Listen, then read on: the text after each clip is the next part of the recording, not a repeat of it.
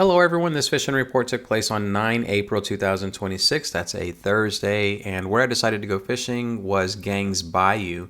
It's located on Galveston Island, and you can find it right at the very end of Sportsman Road. So here goes Sportsman, and right over here is the launch. Check that out. So to get out here, let's use this house or this address.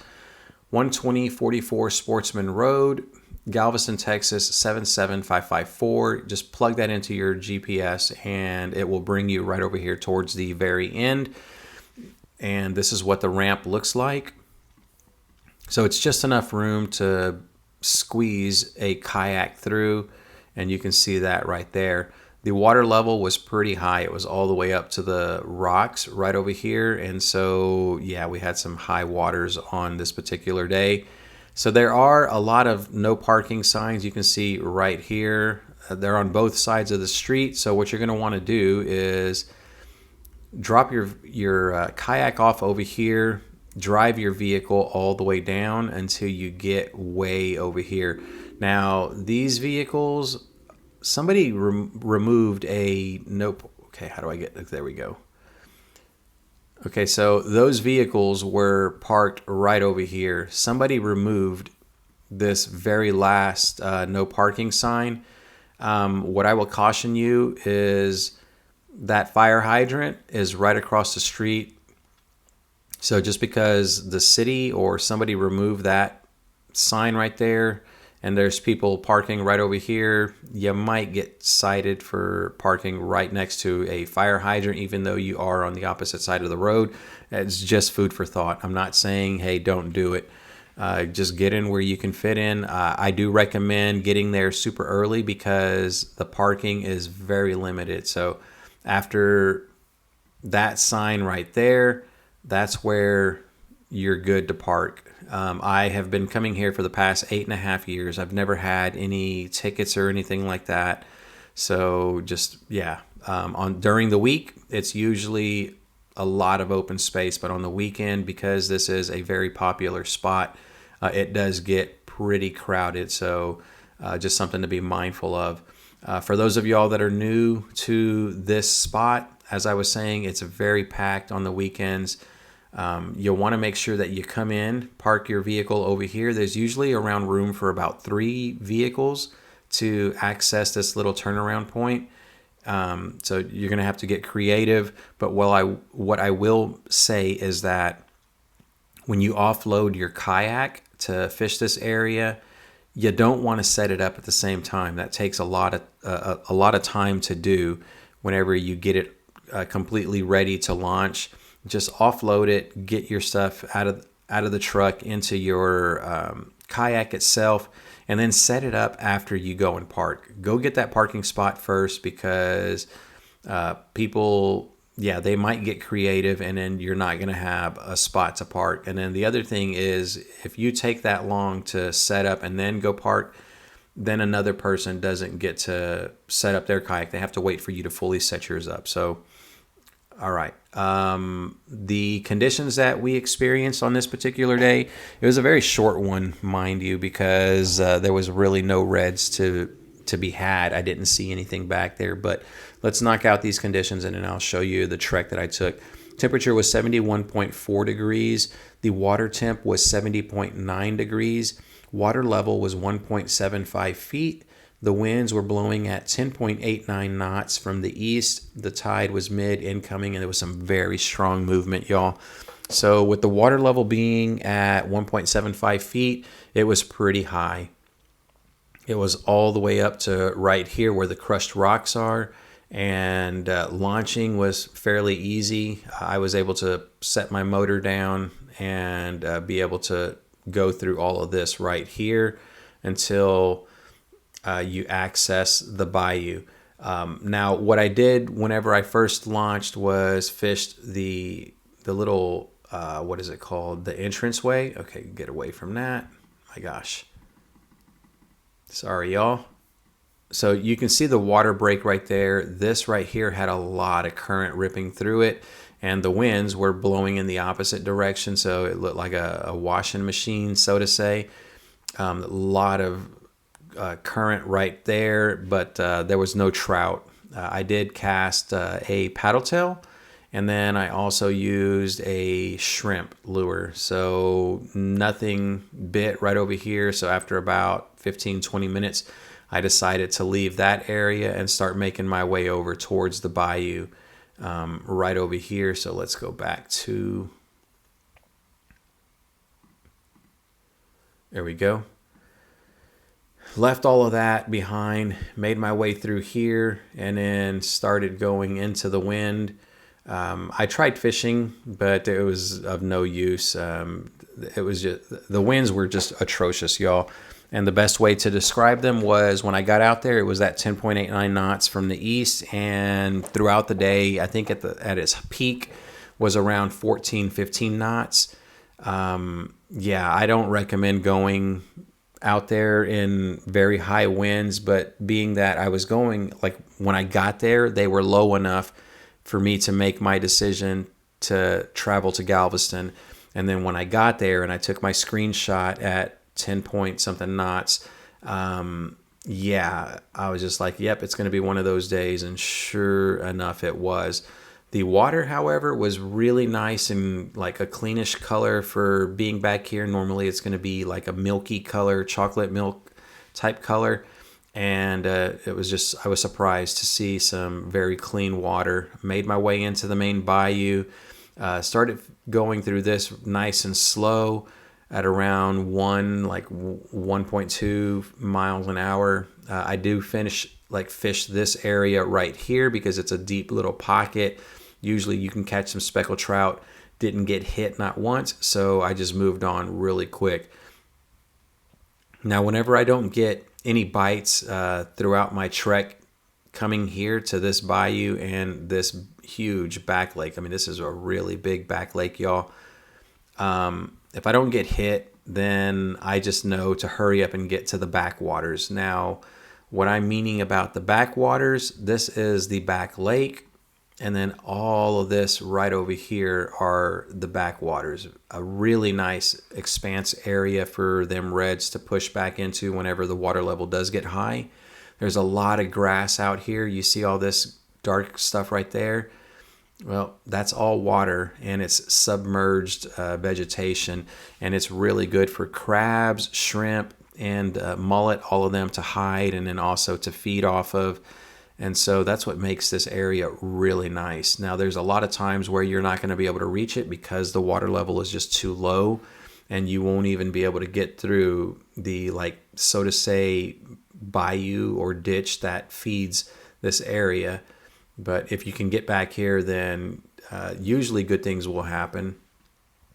All right, so whenever I did make my way into the back lake, I was fishing, and I went very slow. I was able to use my trolling motor again because the water level was pretty high, and I didn't catch not one fish. Didn't even get bit.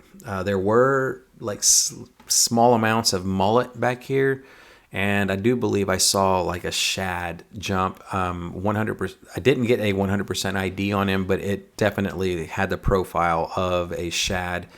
And that's basically all the bait that I saw. There were a lot of stingrays that I had seen as soon as I started making my way back here into these waters. Again, I'm fishing all the way through until I get back here, and I didn't catch not one thing. Okay, I'm going to stop saying I didn't catch not one thing. Nothing bit throughout the entire day until we got to this fella. But that's already whenever I was deciding to leave the area. So I get back here and I push straight across through this. The mindset was, let's try to fish some of the grass line that's on the eastern side, and the wind is blowing this way, so anything like that was down here and over here was usually going to be protected, and I had better visibility. The water was nice and clear. I could see to the very bottom. There was a lot of clouds out here, but as soon as the sun got to peek from behind those clouds, you could clearly see the bottom, and that allowed me to be able to stand up and push pole along these grass lines to see if there was going to be any reds. And again, not one thing that I saw. Continued throughout the area, pushed along the grass line, and eventually made my way over here into this area. And this is where I thought that they were going to be. However, they were not. Made my way through here, and all along the way, I was seeing some blue crabs, and I had the thought to catch some of them, but I was like, nah, I really want to find the reds and see if there's going to be any of them back here. So I didn't pay any mind to it anymore and made my way through over here, fished this furthest grass line, nice and calm. The winds weren't able to do anything right up on the edge of it. And yeah, just really a tough day of trying to find these fish. And when I got over here, I decided to take a break right about here. So I staked out the kayak and started eating some food. And the oil, it was like a can of smoked sardines that I ate, high in protein and omega-3s, and just a perfect snack, healthy snack for being out here. And as soon as I opened the can up, I poured some of the oil. It's like got what kind of oil is it? Olive oil, and that woody smoked like smell flavor to it. And the wind's blowing in this direction. It blew a huge oil slick all the way through here. Probably took me about 5 to 10 minutes to finish that can. And then as soon as I was done, I dumped the remainder of what oil was left into the water again on the side of the kayak, and it got blown in that direction. And tried to wash the little tin out, and I guess it called in quite a few crabs to the area. I ended up catching 4 of them, but when I stood up and I was looking around me to see if I could sight any reds, these crabs must have been hungry because they were literally following that oil scent back to my kayak. And as soon as they got close, I dangled my paddle tail into the water, and they grabbed a hold of it, would not let go, and then I just scooped them up. They all were around 6 inches, and yeah, so that got me on the board with 3 crabs. As soon as I noticed that no more were coming, I just continued to push around inside here, made my way back. When I got back, there was another one right there, so that was number 4, and then I was in full crabbing mode at this point in time. I kind of stopped looking for reds just because I was like, yeah, it's not going to happen.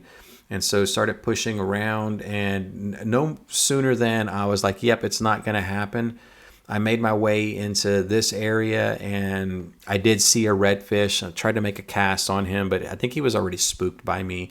And so I was like, okay, just be on guard and make sure that you are still scanning for redfish, because I had seen one. So I caught, 3, maybe 4 more crabs. And by the time I made my way into this little pond over here, the wind was kind of like blowing the kayak. It started picking up to the like 14 knots that I was talking about earlier, and it was just getting really brutal. At this point in time, we were already at like maybe 12 to 1 p.m., and because those winds were picking up so darn high, the waters were now cloudy, and I could not see. I didn't have a clear shot at the bottom to be able to identify any crabs whatsoever. So I just started making my way over here, and then I noticed a blow up. I mean, it was a pretty massive blow up. There were 2 of them. One was over here in this direction. My kayak was right about here, and then one was over here. So I kind of positioned myself right up against this grass line right here, and then just waiting for this fella to make some kind of movement. Probably 5-10 minutes later, he did another blow up, and my guess he's going after mullet or the shad that's out there. Made the cast with the paddle tail, and he bit. So I estimate him going at around 26 inches. And yeah, that was going to be the only red of the day, and the only 2 blow-ups that I had seen the entire day, which was out here. There are some gar inside the main bayou right over here, but that was pretty much it. When I pushed out. I was basically drifting and just controlling that drift with my longer push pole. And I come through all of this area. I swore up and down that I had seen a red okay, so that's the back lake. So right inside this area, I swore that I had seen a red come up to the surface. But then after seeing the gar, I was like, yeah, that may have been a gar turning sideways and showing a little bit of his underbelly. And so I'm not too sure if that was another red, but either way, I didn't catch anything. I did fan cast the entire area. When you come back here, you're going to want to make sure that you bring some like swim hooks or something that's going to be able to make your bait or your lures weedless, because there is a ton of that bottom vegetation that will snag your hooks, and just makes for an annoying day if you're constantly having to clean that hook. But yeah, that was pretty much the extent of it. I didn't see anything else out there. Maybe it's just because the water levels were too high, or maybe the reds just weren't in a feeding mood. But one thing is for sure, the water was very clear. I didn't see anything at all. If they are in a comatose state, then you will at least still see them. And I didn't see anything out here. Just one sheep's head, one redfish that I scared, the one that I caught, and that was pretty much it. So as soon as I got to the back lake, I did cast a few times, but I just told myself, yeah, they're not back here. So I full speed ahead back to the ramp to recover. I did fish the main bayou again to see if there was going to be any trout, because there have been wade fishermen out here along this grass line right here. Yeah, I don't recommend it, just because I know how soft the bottom can get and you can get into a sticky situation, but it is fairly compacted in some areas. So what they do is park, and then they'll walk until they get over here and start wade fishing the area. But yeah, trout can be found inside here, and then obviously the reds have got to use this bayou in order to get to those backwaters. And then recovered the kayak, and a decent day, able to catch the blue crabs to do a crab boil. So pretty excited about that. I've been wanting to do it for quite some time. I think I'll do like maybe one more trip towards the end of the month, maybe even next month, whenever the bigger crabs come out. But yeah, that's it. Hopefully y'all found this video useful for a future fishing trip. And until next time, tight lines, everyone.